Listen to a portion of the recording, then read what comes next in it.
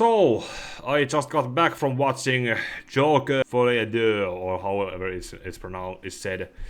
Anyway, I went to see it in the same company in which I went to see the original movie back in 2019, and we decided unanimously that it's a 3 out of 5 movie. That's a short version. That's a short version. If you wanted to hear my thoughts about the movie, then that's the short version. If you don't want to get spoiled about whatever I need to say about talking about the movie specifically, then you can check out now and go watch the movie on your own and decide if you want to form your own opinion on it. Otherwise,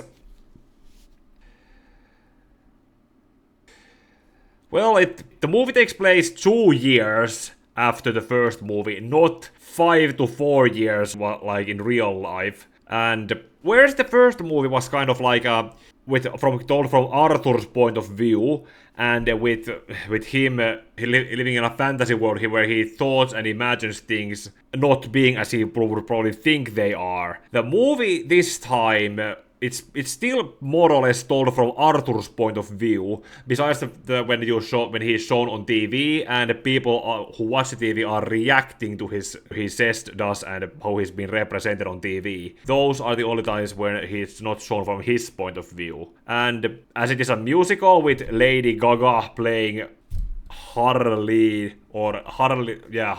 Quinzel, yeah, that's what she is legally known. So the movie is supposedly set in its own continuity, like a Black Label continuity. So that version of Harley is that version of Harley, but Arthur himself, the movie is told so that it's basically told from, it's still told from Arthur's point of view. So whatever he is told is supposed to be told as a fact, and if he doesn't see it, it's not. But for example, there's this talk that they made a TV movie about his falling down as the Joker. He has not been allowed to see it, but he has been told that it was great according to Harley. But then there's also the character played by Zazie Beetz, who says that she was also portrayed by someone in that movie, and she called it awful in Arthur's trial when it was happening, and that caused Arthur to have. And not to mention, she also says some things about Arthur's mother that he didn't know about from the first movie, which then makes him. Basically, that is what eventually leads to whenever eventually he has had enough, and when he decides to represent himself in the court in Joker makeup. But otherwise, like I said, most of the movie is told from Arthur's point of view. So there's the fact that also the kind of there's the implication that Harley is gaslighting him, like the trailers have shown. The Harley, they first meet in Arkham when she's in some music class, and she presents herself as a not exactly mentally well individual, maybe some kind of not as violently mentally ill, but still some mentally ill patient. Then when she tries to bond or get close to Arthur, she says that her father is dead and her mother put her in Arkham. But later it's revealed that she committed herself in there. She had also told Arthur that she grew up in the same neighborhood, but then it's revealed later by Arthur's lawyer that she lied, grew up in some better neighborhood, her father is alive and is a wealthy doctor. And actually by that they also kind of imply that she has a psychologist degree, like the actual original Harley Quinn did. And then there's also the fantasy that Arthur created by portraying himself as Joker. Harley is basically a fangirl living in the fantasy and did the most what she could to get close to him by committing herself into Arkham and then being able to leave. But then before she's allowed to leave, there's a moment Arthur is put into solitary confinement after Harleen does something. Basically, they see it as something that Arthur might have done, and that causes Arthur to be thrown into solitary confinement. Harleen somehow manages to get herself into his cell and manages to smuggle makeup there, and basically gaslights him into believing that she loves him, but loves the Joker personality in that he had been portraying, so they puts makeup on him to have the Joker face, and they have sex. And then later she tells Arthur that she's pregnant, and that is probably also another way of gaslighting him. Not to mention that they smoke a lot. In many scenes we have Arthur smoking and we have Harley smoking. So if she's really pregnant, then even when the movie is set in the 80s and people didn't know that smoking is bad for pregnant women, that feels like something of a obvious dead giveaway that she's probably not pregnant. Okay, let's talk about the trial. They like I said, they bring up some the actors from the previous movie. Like there's the social worker that Arthur had to meet regularly in the first movie. Then there's Gary, his colleague, who is traumatized, very utterly traumatized. The actor Lyth Gill. Yeah, Gil. They brought him. His performance as Gary when he appeared there. He portrayed a very traumatized someone. He says that Arthur was the one co-worker that he had who never made fun of him for his height, and he thought Arthur was an otherwise great guy, and then Arthur turned out to be a monster.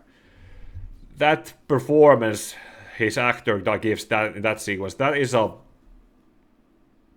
And then there's actually they have Harvey Dent in this movie as well as a young assistant district attorney. But as far as I could tell, it's his Harvey Dent in name only. At the end, there's the whole moment when when Zazie Beetz' character comes to tell what she thought about Arthur and what she had heard from Arthur's mother about what she thought about Arthur, that made Arthur snap and decided to represent himself in the court as Joker. Arthur eventually, because the trial is also shown in live television, Arthur ends up, eventually he comes down from the whatever angry high he had to be the Joker. He tells in his closing statement that he doesn't want to play anymore. He wanted to come there as the Joker, but he's not Joker. He's really just Arthur Fleck. And that thing about him being because I have been calling him Arthur most of the time.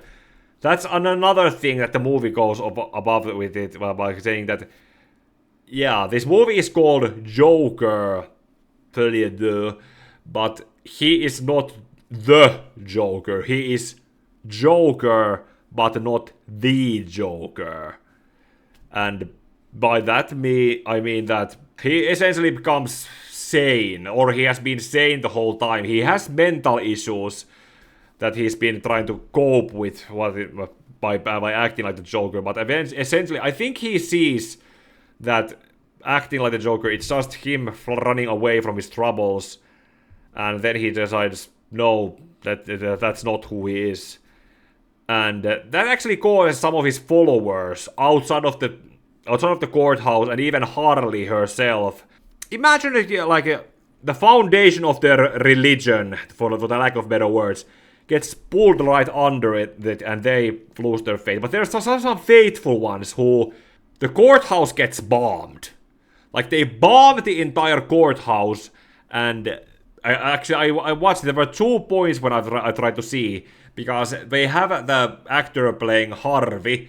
I tried to see that, did the left side of his face get burned or something, but no, like Harvey Dent in name only. Not even a kind of foreshadow. Okay, there is some blood and maybe some guts of those people who were closer to the exploding wall, but otherwise, yeah, no Two-Face nods.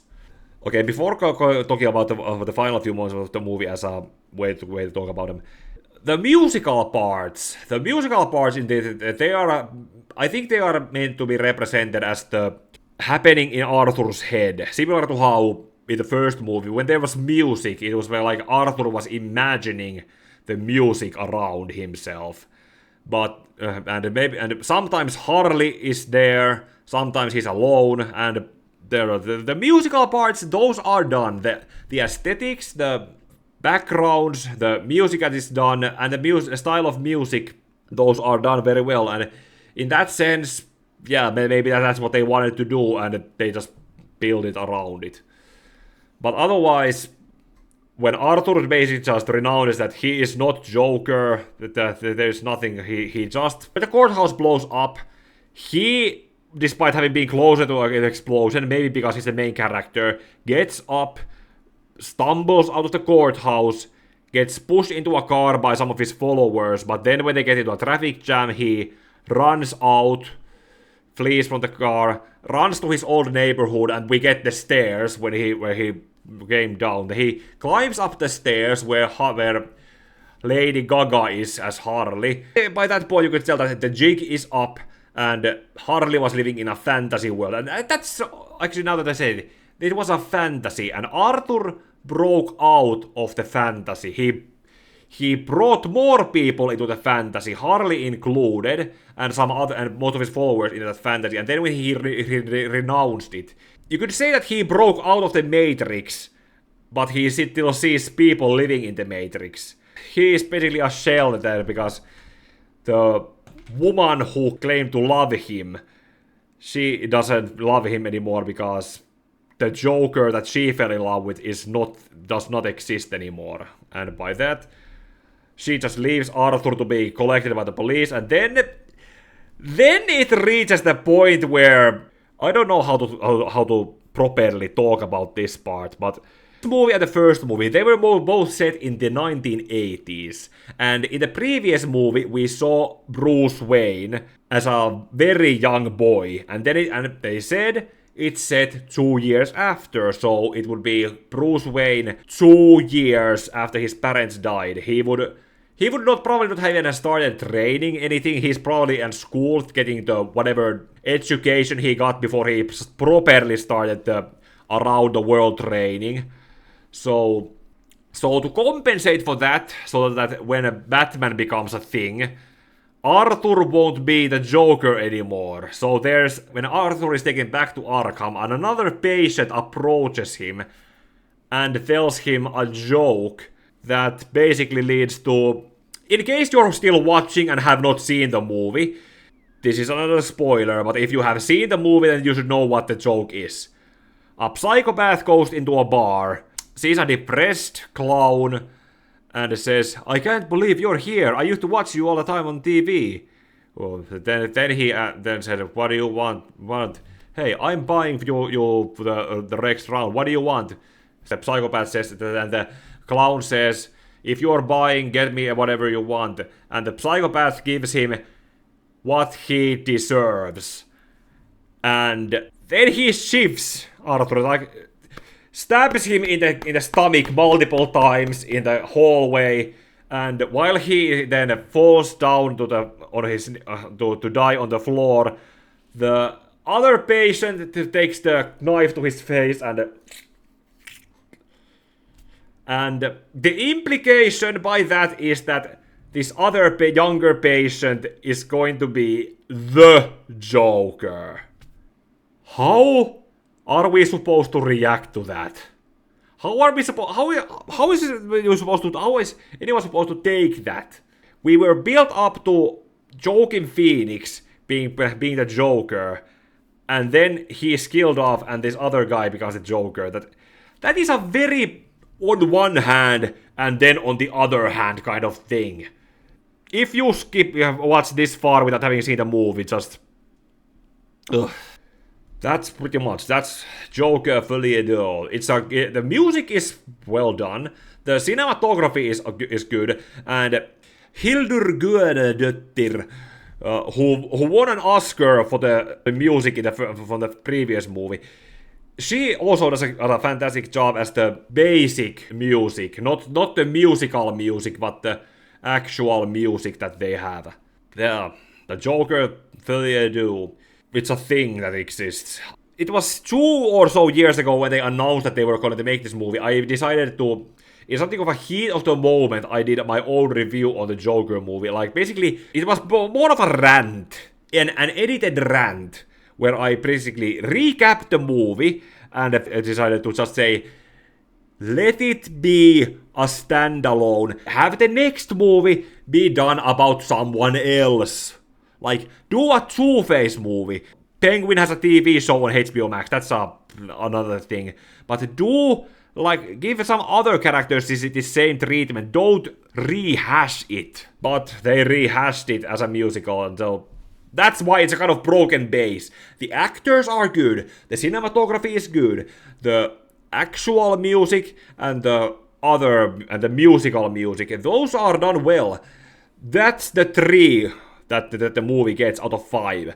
It loses those 2 other points because it's basically a cash grab sequel, and it basically just has Arthur die so that someone else can become the Joker. Otherwise, if this was not a movie about the Joker or didn't have the Joker in the name, I would have applauded this as a tragic cautionary tale about someone who lost himself because of the world he lived in, and then came back to reality too late after having seen what forcing his fantasies to the world had caused. That's all I think I can say about it. If you have seen the movie, then write what you think about it. If you decide to ignore the spoiler warning, write down in the comments what you think if in either situation. Like the video, this review. Go check out my channel for videos that are done better than this, like my recent Dark Knight Returns video. Subscribe for better videos to come, and see you on the streams I'm going to make eventually. May your heart be your guiding key.